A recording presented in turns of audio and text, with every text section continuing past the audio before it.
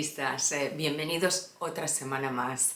En el vídeo de hoy, balance lector de todo el 2025. Pero antes, si todavía no os habéis suscrito al canal, no os entretengáis, le dais a suscribirte, a la campanita si queréis que YouTube os avise cada vez que subo contenido nuevo, a compartir si pensáis que le puede interesar a alguien más, o a la manita si os ha gustado el contenido de hoy.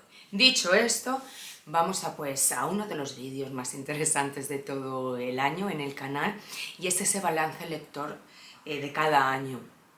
Este año 2025, el otro día estuve echando un vistazo. Bueno, yo tengo siempre una libreta que utilizo cada año para ir anotando todas mis lecturas, algunos matices, apreciaciones. Así siempre dejo un pozo, voy dejando rastro y, bueno, pues años después, cuando quiero recordar algo, acudo a estas libretillas que cada vez las utilizo más pequeñas. Mirad qué formato, qué chiquitín, y aún me ha sobrado porque creo que he adquirido la capacidad utilizando 3 o 4 datos, palabras clave, frases, consigo reducir el contenido de cada una de mis lecturas. Entonces, echando ese vistazo el otro día para prepararme este vídeo, comprobé que las lecturas en este 2025 han disminuido, pero han disminuido por una explicación. Me he dedicado mucho más al proceso de escritura. Por lo tanto, considero que el año ha sido un año óptimo, un año completo, un año del que me siento muy satisfecha, o como poco esa es la sensación que tengo. Las lecturas de este año han sido 40 en total. Entre ellas, por supuesto, hay novela, ensayo, libro de relatos y poemas, poemarios. Bien, empecé 2025 con una lectura que ahora quería yo encontrarla por mis estanterías, me ha resultado imposible, ya lo haré con más detenimiento, y fue, lo voy a poner por aquí, El proceso de Kafka.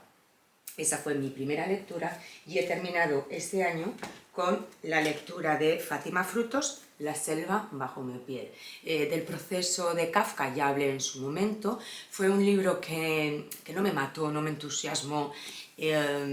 Quizás lo tenía idealizado por toda la fama y todo el bombo que se le ha dado durante tantos años, y se le sigue dando, por supuesto, pero me resultó una lectura estrambótica, unos personajes esperpénticos, y constantemente, que supongo que es lo que pretendió el autor con esta historia, fue darnos a entender esa impotencia cuando nos enfrentamos a procesos administrativos, a trámites, a procesos judiciales, y nos encontramos que cada uno de esos cauces está taponado, y la víctima o el procesado, en este caso, no sabe hacia dónde tirar, y todo son situaciones de desasosiego, de desespero. Entonces, no es una historia como tal, sino hace justicia a su título, un proceso que nos cuenta el autor, utilizando un personaje principal muy particular, y como nosotros como lectores lo que percibimos, o en mi caso así me resultó, fue un agobio insufrible, una impotencia. Yo creo que el término correcto de mi sensación fue impotencia. Y como de ese libro ya hablé, y este no es el vídeo para hablar profundamente de ninguna lectura, no voy a añadir más del proceso de Kafka, que fue mi primera lectura, y bueno, de esta de Fátima Frutos, La selva bajo mi piel, que ha sido premio novela Albert Jobbey, creo que del 2022, y se publicó en 2023. Bueno, ya hablaré detenidamente en un próximo vídeo de resumen de lecturas, pero bueno, es una historia interesante que quisiera desgranar y compartir con todos vosotros. Dentro de las lecturas de este 2025 realicé 4 relecturas. Sabéis, los que seguís el canal, que realizo relecturas de libros que leí evidentemente hace tiempo. Incluso aquí este año rescaté un libro que leí hace décadas. y bueno, pues me resultaron interesantes o yo guardaba un recuerdo que me hacía volver a ellos. Bien, ¿qué libros han sido este año mis relecturas? Pues La Casa de los Espíritus, de Isabel Allende. Este es el que hacía décadas que había leído y rescaté. Ya lo comenté, me pareció una historia fabulosa, apasionante, unos personajes perfectamente hilados, un recorrido en el tiempo extensísimo, pero interesante en cada uno de sus tiempos y sus momentos. Entonces fue una lectura que me alegré muchísimo de realizar y que ya comenté. Otra relectura que hice este año fue María Luisa Bombal, toda su obra, que la recoge este libro de Seix Barral.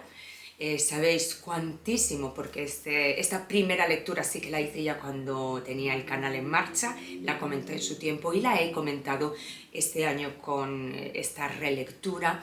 Sabéis lo que me encandila esta autora, lo que me gusta los autores y autoras que juegan y que manejan con suma destreza el realismo mágico, y esta es un clarísimo ejemplo, y siempre, siempre María Luisa Bombal, muy recomendada en el canal. Otra relectura que realicé, El nervio óptico, de María Gainza. Este es un libro que cuando yo hablo de un libro eficaz, de un libro bello y de un libro transformador, lo reúne todo. Aquí María Gainza hace alarde de su capacidad de síntesis, de su profundo conocimiento del arte y bueno, comparte momentos y sensaciones y situaciones personales que nos van a servir a cada uno de nosotros y que suscitan muchísimo interés en una primera lectura, y fijaros, siguieron suscitándome muchísimo interés. De hecho, este libro lo tengo súper marcado, subrayado por todos sitios, porque si lo volviera a leer una tercera vez, volvería a despertar mi interés y volvería a encontrar pasajes, párrafos que se me habían quedado no con la importancia que tienen y que volvería a resaltar de una manera o de otra. Libro eficaz y muy recomendado desde el canal. Y la última relectura que he realizado, y además esta relectura ha sido hace nada, en los últimos meses de este año, ha sido Nélida Piñón, Una furtiva lágrima. Mirad, este libro yo le tengo muchísimo cariño, me gustó cuando lo leí en su momento, creo que lo leí en el año 2019, realicé una reseña y la página de la autora me agradeció la reseña, realizó un comentario que a mí me gustó y me hizo sentir muy alegre. Y ahora que lo he vuelto a leer, la autora ya está fallecida, y aquí nos encontramos pasajes de su propia vida, como hija de gallegos, de españoles que tuvieron que emigrar a Brasil. Ella ha sido una mujer siempre con el corazón entre dos tierras, entre dos culturas. Se ha sentido de uno y de otro lugar, una mujer con una sensibilidad admirable, con una inteligencia tremenda, con una prosa no sencilla, yo creo que un poco víctima de esa inteligencia desmesurada que tenía Nélida Piñón. Su narración requiere detenerse, volver atrás, volver a leer e intentar con todos nuestros sentidos interiorizar. Son pasajes cortos, no es una historia como tal, es parte de su vida, es un recorrido por su larga vida. Nélida Piñón murió ya viejita, y es un libro muy bello, muy poético y muy interesante, que desde aquí recomiendo y del que hablaré, porque esta relectura no la he comentado en el canal, porque ya digo que la he leído hace poquísimo tiempo. Dicho esto, yo tengo aquí mi papelito donde me he apuntado cositas que no quiero que se me queden por decir en este vídeo del balance lector de este 2025 que acabamos de despedir. Y voy a hablar de la peor lectura de este 2025. No voy a decir la mejor lectura porque voy a realizar otro vídeo donde voy a hacer un ranking con las 10 mejores lecturas de 2025. Por lo tanto, ahora de lo que voy a hablar es de la peor lectura. Y me resulta curioso y me resulta extraño traer a este autor como peor autor y peor lectura, porque sí que hay una parte de él que me entusiasma, que me fascina. Os comenté que el pasado octubre viajé a Oviedo, eran los premios Princesa de Asturias. Bueno, para quien no conozca los premios Princesas de Asturias, se premia en las artes a varias personas destacadas, y yo descubrí al premio que se le dio a un señor asiático que es de nombre impronunciable por mi parte, Bui Chul Han. A este señor se le dio el premio de Humanidades o de Filosofía Princesa de Asturias, y yo allí en Oviedo compré 2 libros, La crisis de la narración, es este que tengo aquí, y Sobre Dios, pensar, con Simone Weil. Bien, este autor nos desvela unas teorías acertadas, unas teorías que nos hacen pensar en qué mundo vivimos y hacia dónde vamos, con un vértigo que se nos cuela desde las primeras páginas. Son ensayos muy breves, este sobre todo el de La crisis de la narración, brevísimo, pero bueno, en fin, los dos son ensayos muy breves, pero me ocurrió algo muy singular, y es que a pesar de que, mira, voy a ir desgranando en pensar en Sobre Dios, pensar, con Simone Weil, utiliza a esta pensadora, a esta filósofa, a esta mujer que falleció tan temprano. Utiliza las teorías de Simone Weil, los escritos de esta autora, hace un recorrido hermosísimo. Y se sirve de las teorías de esta mujer para defender para armar y defender las suyas propias. Él explica que ella le sirvió como un despertar a ciertas realidades, y él se postula, bueno, pues de una forma muy clara y muy directa. Pero ¿qué me encuentro con esta lectura, que es la primera lectura de este autor que yo realizo? Que él tiene 2 ideas, un par de ideas muy marcadas, son los pilares de este ensayo, y sobre ahí deja caer un techo, pero el cobijo queda completamente a la intemperie, no arma paredes, no arma absolutamente nada, y a lo que se dedica es a errar página tras página sobre estas 2 mismas ideas, pero no desarrollándolas desde diferentes perspectivas, no. Lo que hace es machacar, machacar, machacar y volver a exponer lo mismo, lo mismo, lo mismo durante las 135 páginas.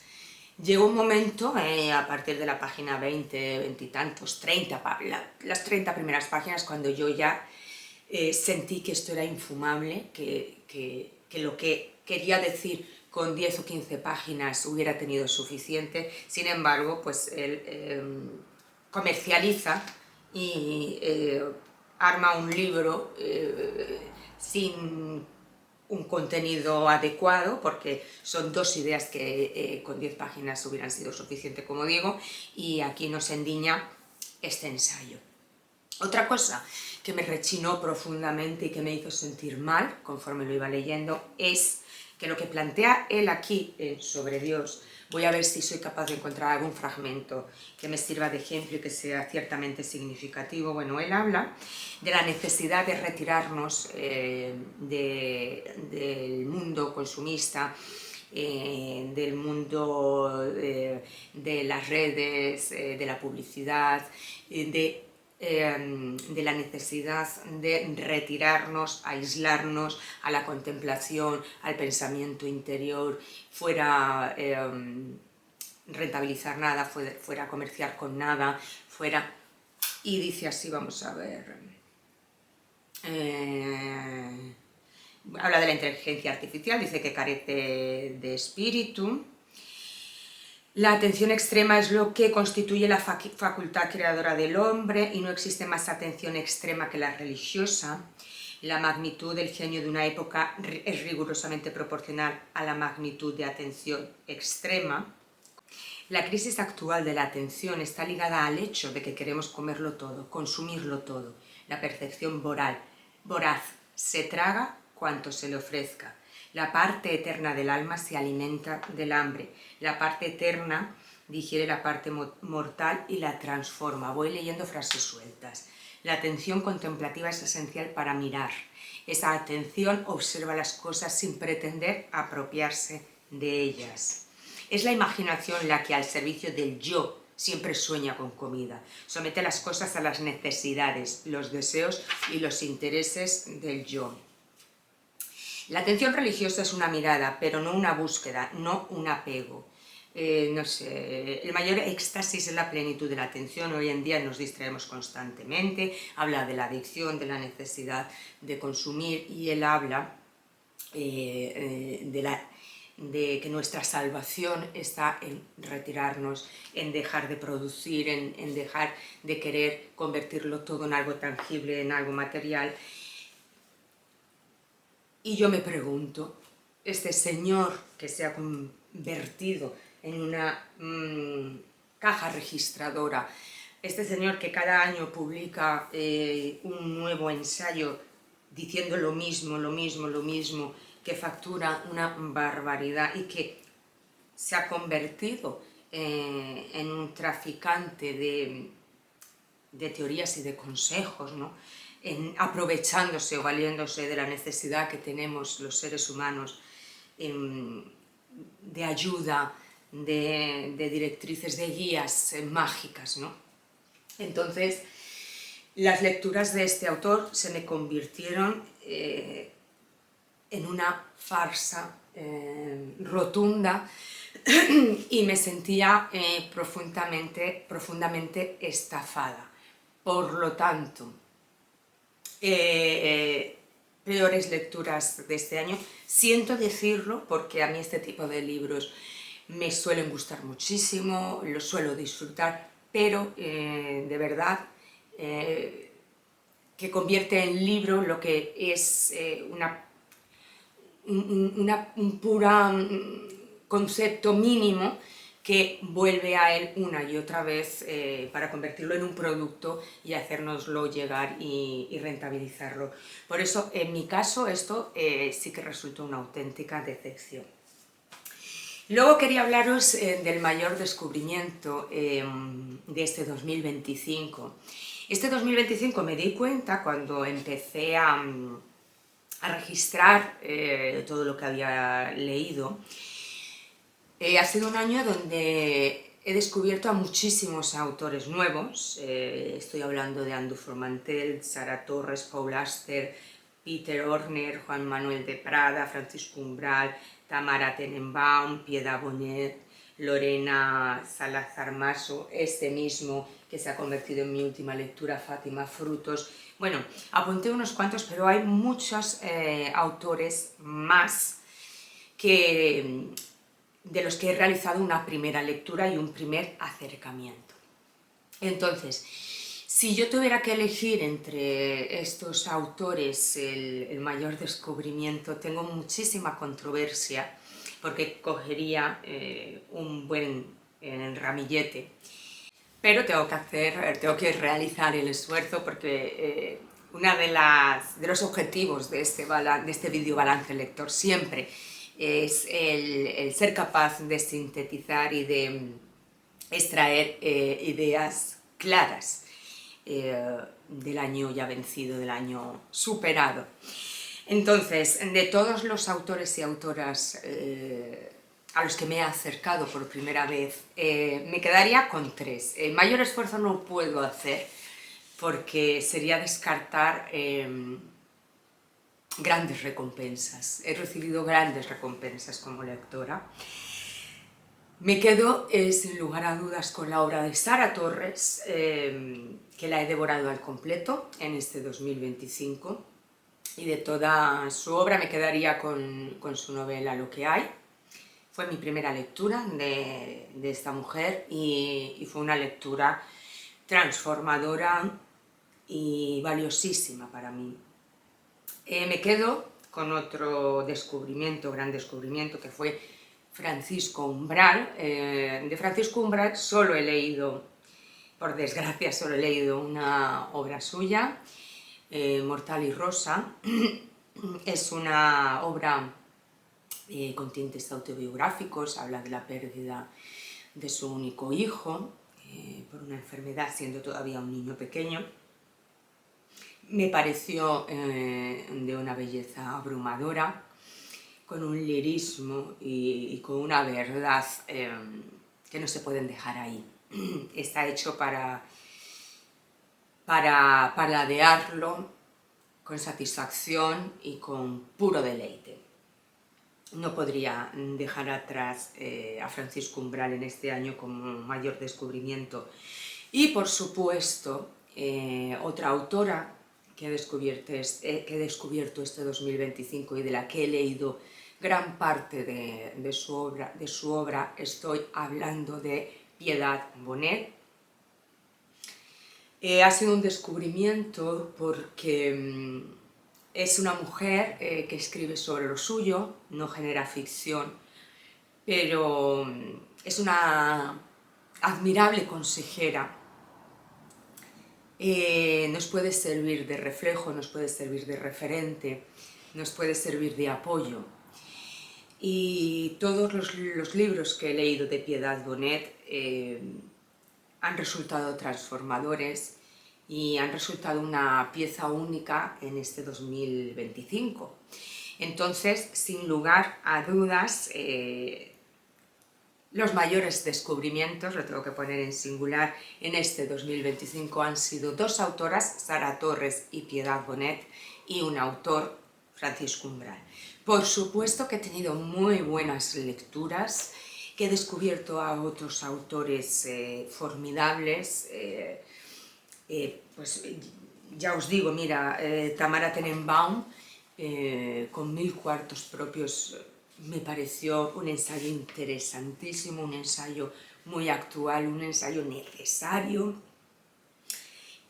Antu Formantel, con Elogio del riesgo, y un par de obras más suyas que he leído en este 2025.